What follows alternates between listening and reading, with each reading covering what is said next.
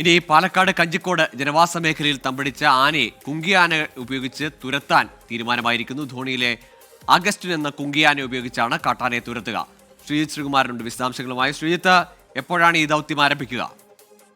നാളെ രാവിലെ തന്നെ ദൗത്യം ആരംഭിക്കുമെന്നാണ് ഗോകുൽ വനംവകുപ്പ് ഉദ്യോഗസ്ഥരിൽ നിന്ന് നമുക്ക് ലഭിക്കുന്ന വിവരം. ഈ കാട്ടാന ഏതാണ്ട് ദിവസങ്ങളായി കഞ്ചിക്കോട് മേഖല CC സ്കൂൾ പരിസരം അടക്കം വിഹരിക്കുകയാണ്. ഇന്നലെ തന്നെ ഏതാണ്ട് മതിലും അതുപോലെ തന്നെ കൃഷിയിടങ്ങളും വ്യാപകമായി നശിപ്പിക്കുന്ന ഒരു സാഹചര്യമുണ്ടായി. ഇതിന്റെയൊക്കെ അടിസ്ഥാനത്തിലാണ് ഇപ്പോഴും റെയിൽവേ ട്രാക്കിന് തൊട്ടപ്പുറത്ത് തന്നെ കാട്ടാന നിലയുറപ്പിച്ചിരിക്കുകയാണ്.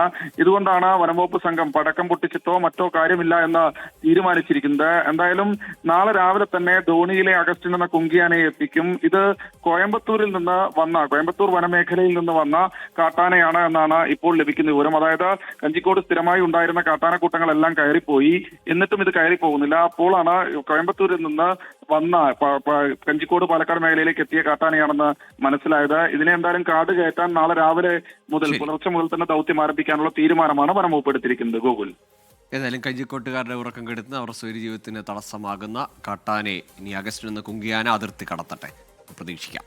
ശ്രീജിത്ത് ശ്രീകുമാരനാണ് വിശദാംശങ്ങൾ നൽകിയത് പാലക്കാട് നിന്നും.